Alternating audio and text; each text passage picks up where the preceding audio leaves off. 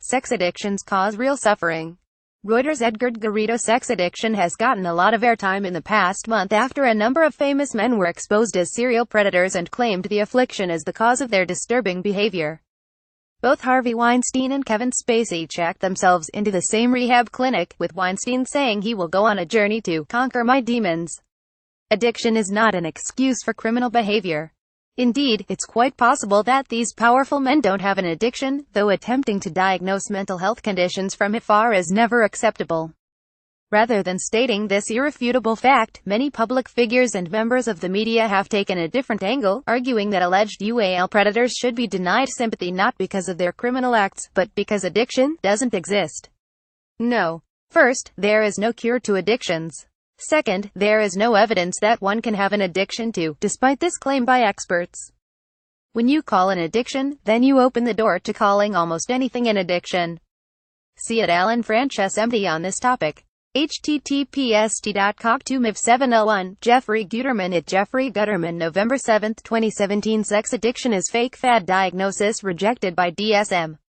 Mostly serves as lame excuse for abusers. Profit Center for Treatment Programs. https://hour49p7gn, Alan Frances at Alan Frances MD, November 7, 2017. Much of this denial is likely motivated by a well-meaning desire to see UAL predators brought to justice in a system that overwhelmingly fails women.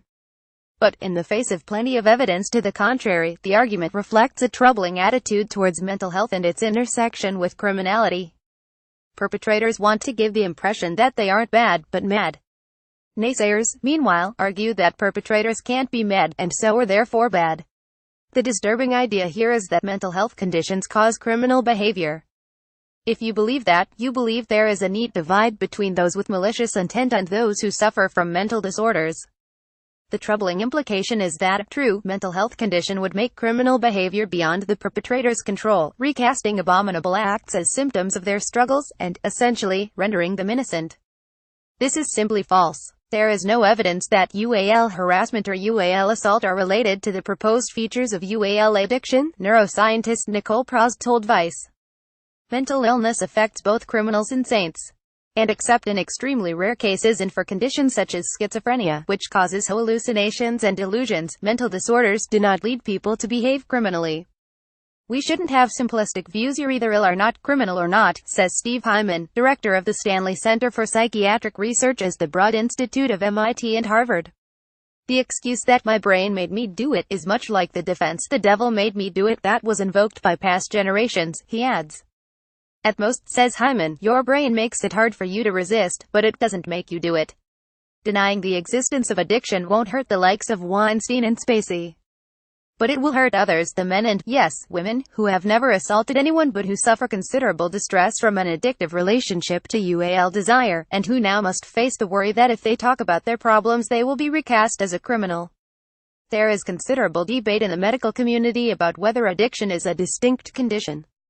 The conversation is complex, and deserves space to be explored through clinical findings and psychiatric thought. When depicted as a reflection of criminal behavior, discussions of addiction will inevitably be reductive. Many of those quick to deny addiction point to the fact that it's not included in the fifth and latest edition of the Diagnostic and Statistical Manual of Mental Disorders, DSM-5. This, though, entirely misunderstands how mental health conditions are treated and categorized. If one reads the disclaimers in the introductory material provided by the American Psychiatry Association, the DSM does not pretend to capture nature as it is, says Hyman. The DSM is not a magic mirror. It is not a Bible. It is simply a classification, which is a schema humans create and place on data to make it useful. It has some strengths and many weaknesses. The DSM uses checklist criteria to diagnose mental illness, a system that follows the model of diagnosing infectious diseases and is far from perfect. Many mental health conditions, like many physical conditions, affect people along a spectrum. Only this week, the guidelines on what level of high blood pressure counts as hypertension was formally changed, a reflection of just how difficult it is to draw a neat line between healthy and unhealthy. Manuals like the DSM can help clinicians understand and treat mental health disorders, but they should not be used to definitively state whether someone is suffering or not, or whether a particular cause of psychological distress exists or does not.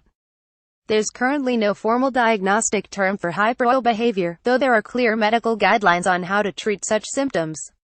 The latest edition of the International Statistical Classification of Diseases and Related Problems (ICD) does have codes for excessive UAL drive and other specific UAL dysfunction.